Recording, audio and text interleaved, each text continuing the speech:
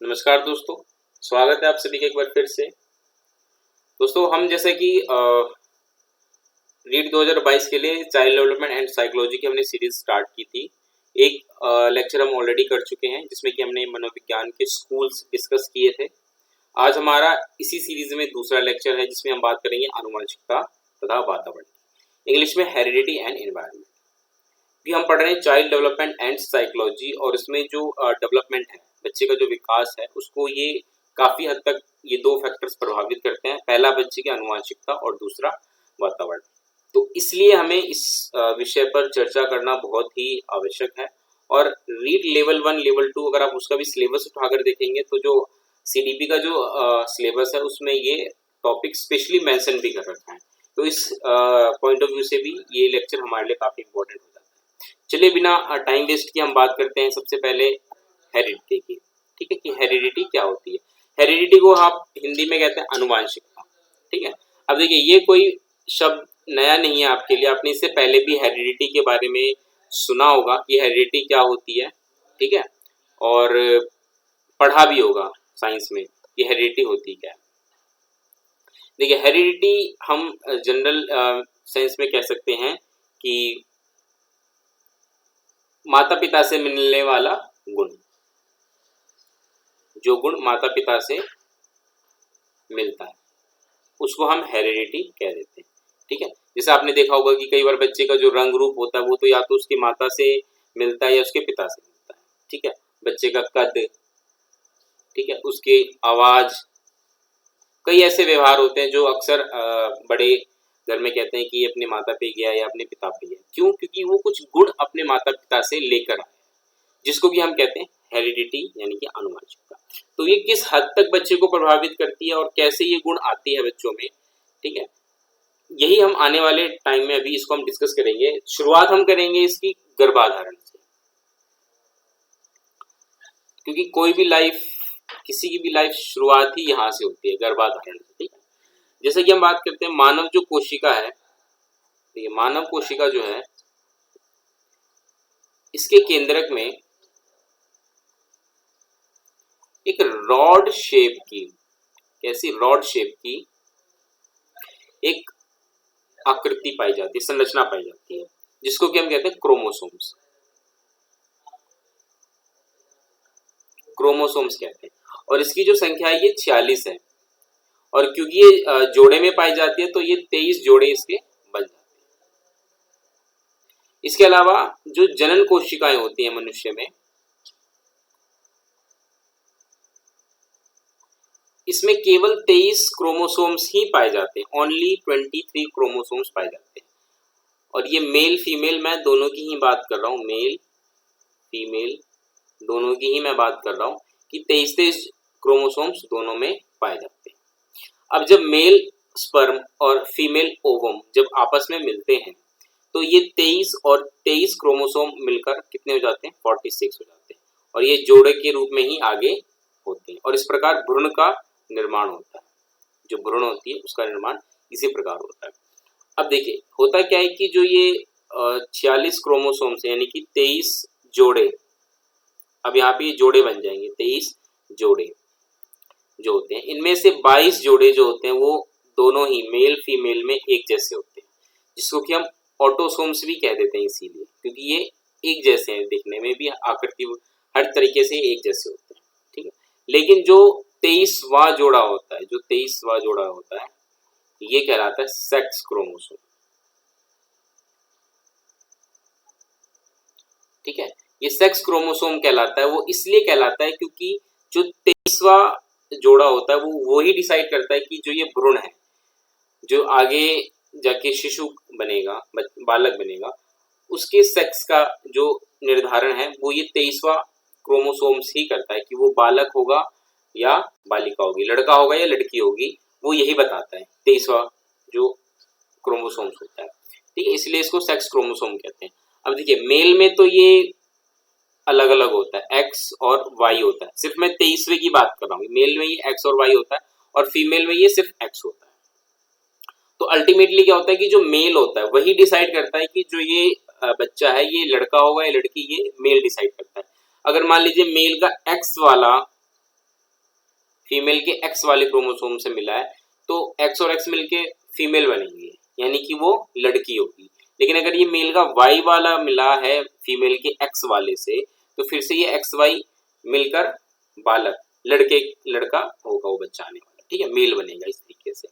तो इस तरीके से जो क्या है, ये सेक्स क्रोमोसोम्स है और ये डिसाइड करता है कि आने वाला बच्चा मेल होगा या फीमेल होगा।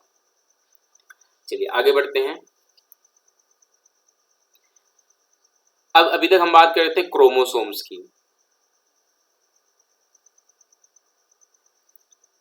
इस क्रोमोसोम्स में पाए जाते हैं जीन्स, ध्यान रखिएगा,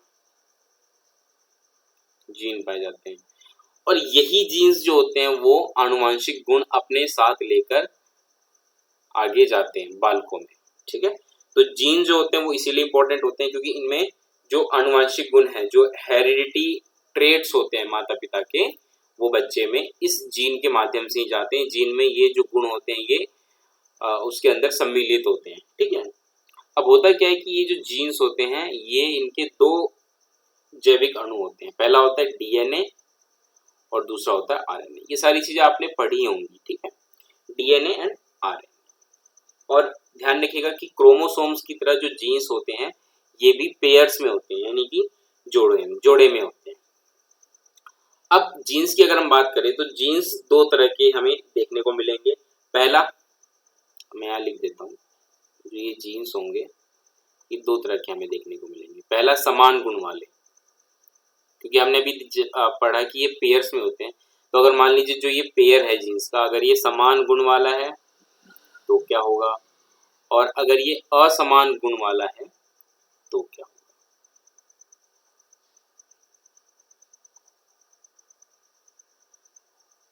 ठीक है, समान गुण वाला मतलब जैसे मान लीजिए जो ये जीन्स का पेयर है, मान लीजिए ये दोनों ही ऐसा है जिसमें कि एक हकलाने का गुण शामिल है, हकलाने का गुण शामिल है, ठीक है, दोनों ही जीन्स में। तो होगा क्या कि जो शिशु है, बच्चा है, वो अवश्य ही हकलाएगा, शिशु भी अवश्य हकलाएगा, ये बच्चा भी अवश्य हकलाएगा, क्योंकि इसके जो पेयर थे जीन्स के वो समान गुण वाले थे, दोनों में ही हकलाने का गुण था, इसलिए जो बच्चा है वो भी हकलाएगा। लेकिन अगर मान लीजिए ये असमान गुण वाला है, अलग अलग गुण है, तो यहाँ पर फर्क पड़ जाएगा। कैसे फर्क पड़ेगा, अब यहाँ पर बात होगी एक प्रबल जीन की और एक अप्रबल जीन की, प्रबल जीन और अप्रबल जीन, ठीक है, यानी कि डोमिनेंट, कौन सा डोमिनेंट होगा, कौन सा दूसरे को दबाएगा, जो दबा देगा वो प्रबल कहलाएगा, जो दब जाएगा वो अप्रबल कहलाएगा, ठीक है। मान लीजिए कि किसी में दो अलग अलग गुण है माता पिता में, अब ऐसे दो गुण वाले अगर जीन्स हैं तो उनमें जो प्रबल होगा, जो डोमिनेंट होगा, जो दूसरे से ज्यादा शक्तिशाली होगा, वो बच्चे में देखने को मिलेगा, और जो अप्रबल होगा, जो कम डोमिनेंट होगा, वो दब जाएगा, ठीक है। समान गुण वाला जो जीन्स होता है अगर किसी बच्चे में पाया जाता है तो ऐसे बच्चे को हम बोलते हैं होमोजाइगोस, ठीक है। और अगर असमान गुण वाला जीन्स किसी बच्चे में पाया जाता है तो हम उसको बोल देते हैं हेट्रोजाइगोस, ठीक है। इस चीज का आपको ध्यान रखना है। चलिए हम अब आगे बढ़ते हैं और अब हम बात करेंगे लॉ ऑफ हेरिडिटी, यानी कि आनुवंशिकता के नियम। इसमें हम कुछ नया नहीं पढ़ेंगे, ऑलरेडी आप पढ़े होंगे, साइंस की क्लास में आपने पढ़ी भी होगी। मेंडल का आपने नाम जरूर सुना होगा, मेंडल, ठीक है। और इन्होंने एक्सपेरिमेंट भी किया था मटर के पौधे पर। वो एक्सपेरिमेंट हो सकता है आपको याद ना हो तो मैं थोड़ा सा आपको बता देता हूँ कि इन्होंने एक्सपेरिमेंट किया था। इन्होंने मटर के पौधे लिए थे, कैसे, अलग अलग गुण वाले। जैसे मान लीजिए कुछ इन्होंने ले लिया कि जिसमें बैंगनी और उजले फूल आते हैं, उजला मतलब सफेद, उजले फूल वाले पौधे ले लिए, अलग अलग गुण हो गए, बैंगनी रंग के फूल वाले और उजले रंग के फूल वाले। उसके अलावा उन्होंने लंबा और नाटा,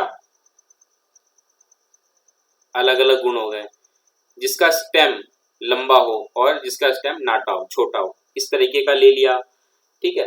हरे और पीले फली वाले इन्होंने पौधे ले लिए। तो इस तरीके से इन्होंने अलग अलग गुण वाले पौधे लिए और उस पर उन्होंने एक्सपेरिमेंट किया।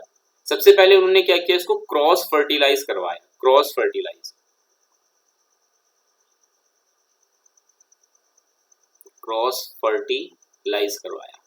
क्रॉस फर्टिलाइज मतलब जो बैंगनी रंग के फूल थे उसको उजले रंग के फूल वाले पौधे से निषेचित करवा दिया और जो उजले फूल के जो पौधे थे उसको बैंगनी रंग के फूल वाले पौधे से निषेचित करवा दिया, यानी कि क्रॉस फर्टिलाइजेशन करवा दिया, ठीक है। उसके बाद क्या हुआ कि जो एक्सपेरिमेंट्स आए, जो रिजल्ट्स आए उस पर उन्होंने कुछ इंपॉर्टेंट पॉइंट्स बताए थे जिसको कि अभी हम डिस्कस भी करेंगे। कि जब उन्होंने बैंगनी और उजले रंग के जो फूल थे, दो अलग अलग गुण वाले जो फूल थे, जब उन पौधों को आपस में फर्टिलाइज कराया तो उसमें हुआ क्या कि जो दूसरी पीढ़ी के जो पौधे थे, दूसरी पीढ़ी के जो पौधे थे उसमें उन्होंने देखा कि सभी फूल बैंगनी रंग के निकले, सभी फूल बैंगनी रंग के निकले, ठीक है। सभी फूल क्या निकले, बैंगनी रंग के निकले। ऐसा इसलिए क्योंकि बैंगनी और उजले फूल ये जो गुण है अलग अलग, इसमें बैंगनी रंग का जो ये गुण है, बैंगनी रंग गुण, ये प्रबल जीन कहलाया। यहाँ पे ये प्रबल जीन था, ठीक है। और ये क्या था, ये था अप्रबल जीन, ये था अप्रबल जीन। तो जब इनको आपस में क्रॉस फर्टिलाइज कराया गया तो जो दूसरी पीढ़ी के पौधे हुए उसमें सभी फूल बैंगनी रंग के हो गए। क्यों? क्योंकि प्रबल जीन था, इसने दूसरे अप्रबल जीन को दबा दिया, ठीक है। और जो खुद का गुण है वो आने वाली पीढ़ी में इसने दर्शाया। अब हुआ क्या कि दूसरी पीढ़ी के जो ये पौधे थे इनको फिर से बो दिया गया, पुनः बो दिया गया। और जब इसको पुनः बोया तो उसके बाद जो तीसरी पीढ़ी हुई इनकी मटर के पौधों की, जो तीसरी पीढ़ी थी, इसमें उन्होंने क्या देखा कि जो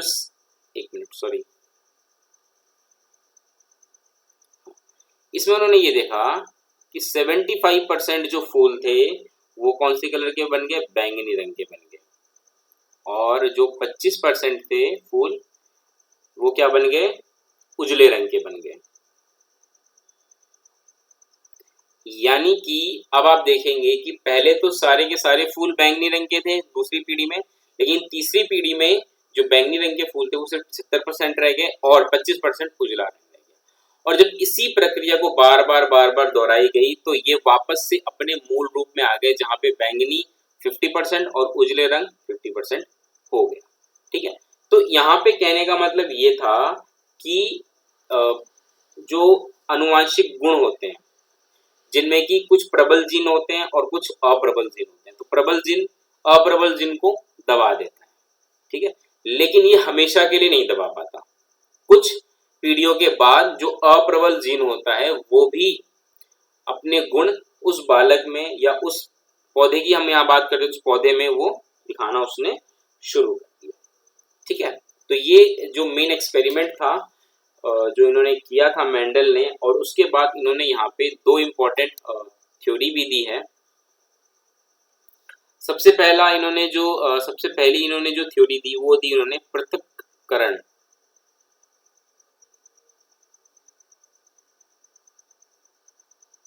का सिद्धांत, ठीक है। इंग्लिश में आप इसको कह सकते हैं सेग्रीगेशन, प्रिंसिपल ऑफ सेग्रीगेशन।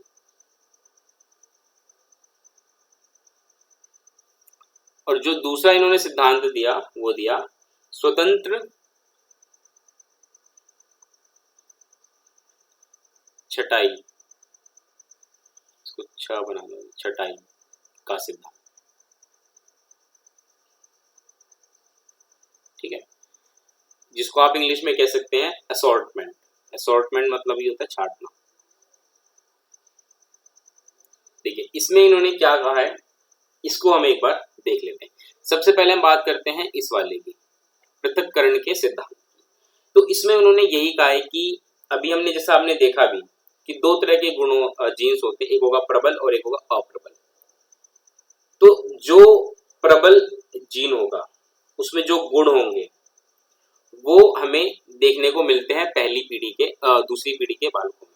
मतलब पहली पीढ़ी से दूसरी पीढ़ी के बालकों में वो गुण हमें देखने को मिलेंगे जो प्रबल जीन में होगा, ठीक है। और जो अप्रबल जीन में होगा वो दब जाएगा, पहली पीढ़ी से जब दूसरी पीढ़ी में वो गुण जाएंगे। लेकिन इसका मतलब ये बिल्कुल भी नहीं है कि वो गुण हमेशा के लिए दबे रहेंगे। जो अप्रबल जीन में जो गुण है वो गुण हमेशा के लिए दबे रहेंगे, ऐसा नहीं होगा। कुछ समय बाद वो अपना जो गुण है वो दिखाना शुरू कर देंगे। क्यों?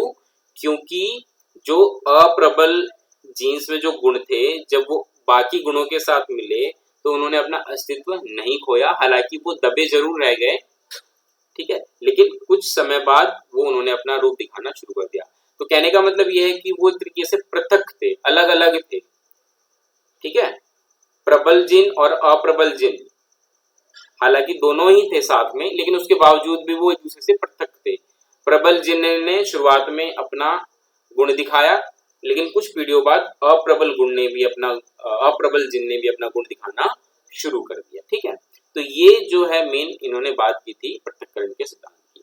दूसरा है स्वतंत्र छटाई का सिद्धांत। देखिए, स्वतंत्र छटाई का सिद्धांत ये है कि जब कई सारे गुण एक पीढ़ी से दूसरी पीढ़ी में जाते हैं, अब जैसे मान लीजिए एक पीढ़ी से दूसरी पीढ़ी में कई तरह के गुण जाएंगे। बच्चे की हाइट हो गई, उसके नाक कैसा होगा, आंखें कैसी होंगी, बाल कैसे होंगे, उसकी आवाज कैसी होंगी, कई तरह के गुण जाते हैं, ठीक है। तो ऐसा बिल्कुल नहीं है कि कोई गुण किसी दूसरे गुण को प्रभावित करता हो, ठीक है। कोई गुण किसी दूसरे गुण को प्रभावित करता हो, ऐसा नहीं होता। एक आनुवंशिक गुण का वितरण दूसरे आनुवंशिक गुण के वितरण से प्रभावित नहीं होता है। मतलब कि वो क्या होता है, स्वतंत्र होता है, ठीक है।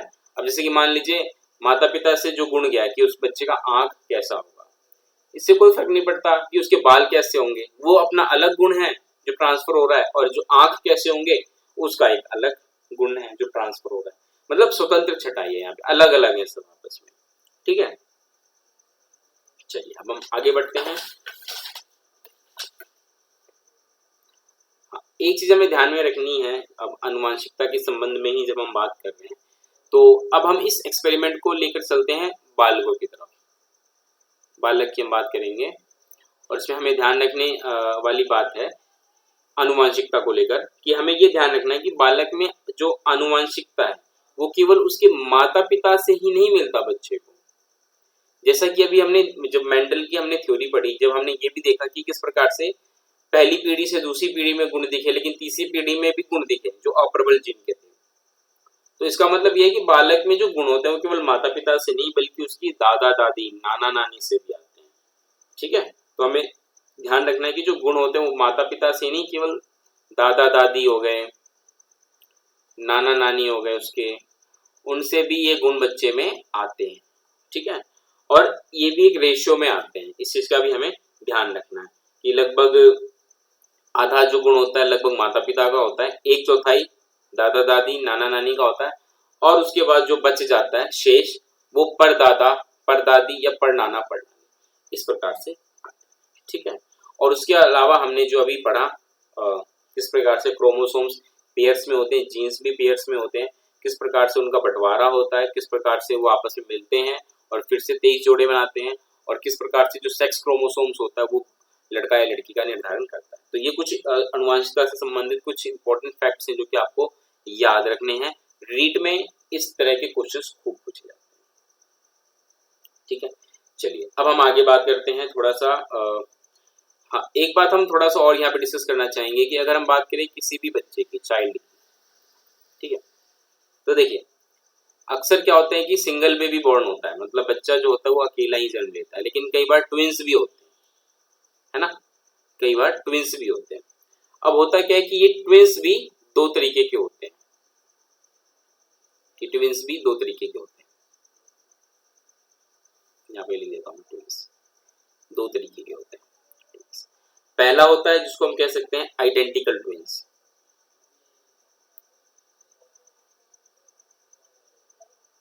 आइडेंटिकल ट्विंस, और दूसरा होता है फ्रैटर्नल ट्विंस, फ्रैटर्नल, ठीक है, फ्रैटर्नल ट्विंस। हमें ध्यान रखना चाहिए। देखिए आइडेंटिकल ट्विंस बिल्कुल हूबहू आपको दिखने में एक जैसे लगेंगे, कई बार ऐसा होता है हम उनमें अंतर भी नहीं कर पाते, ये दोनों ही या तो लड़के होंगे या दोनों ही या तो लड़कियां होंगी।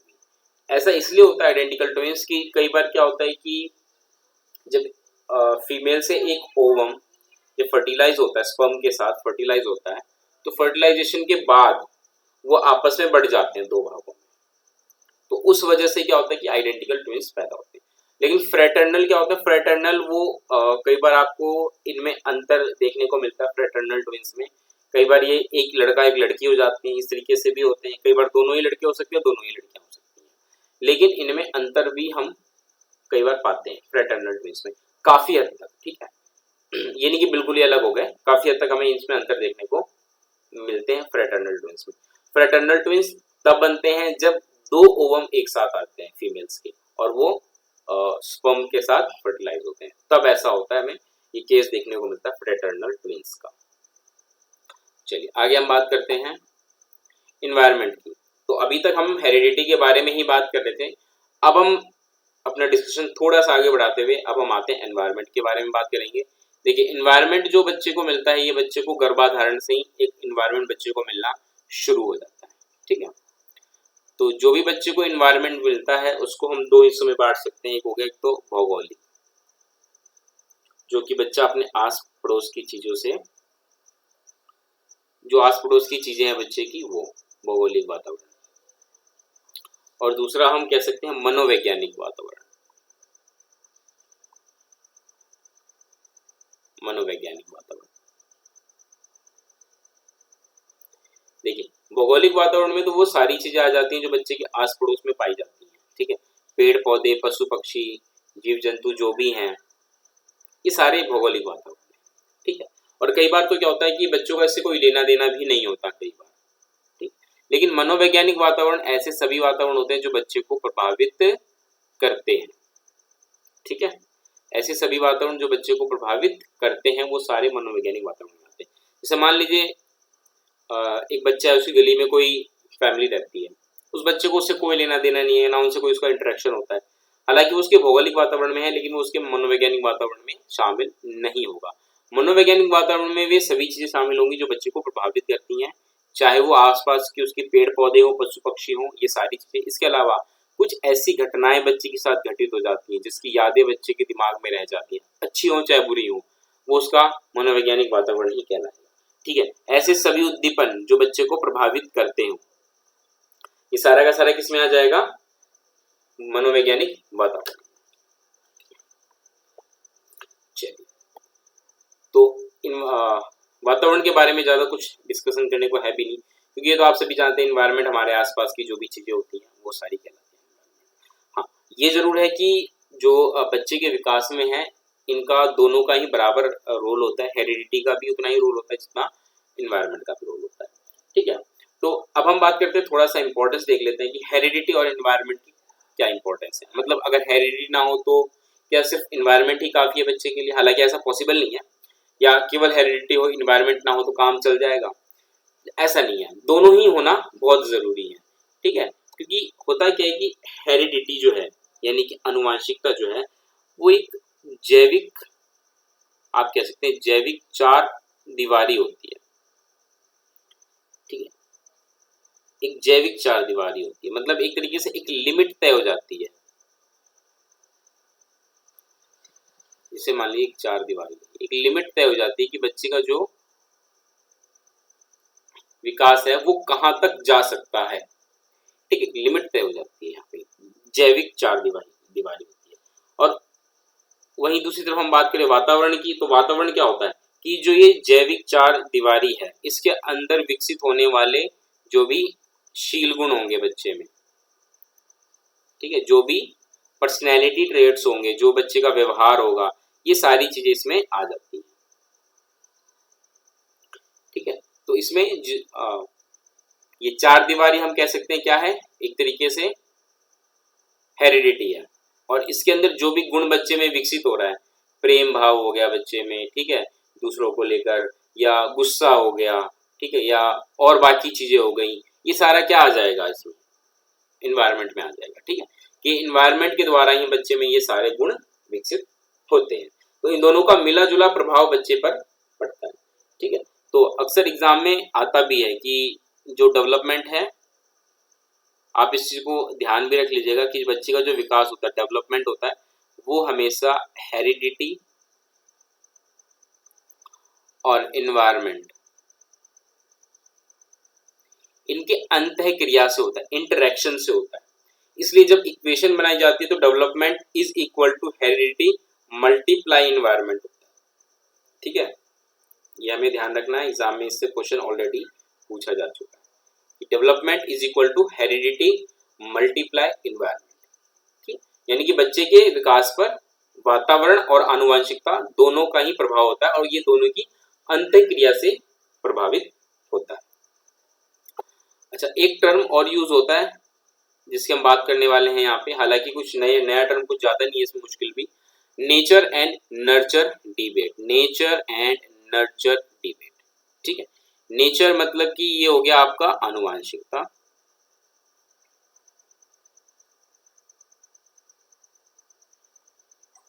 और नर्चर हो गया वातावरण।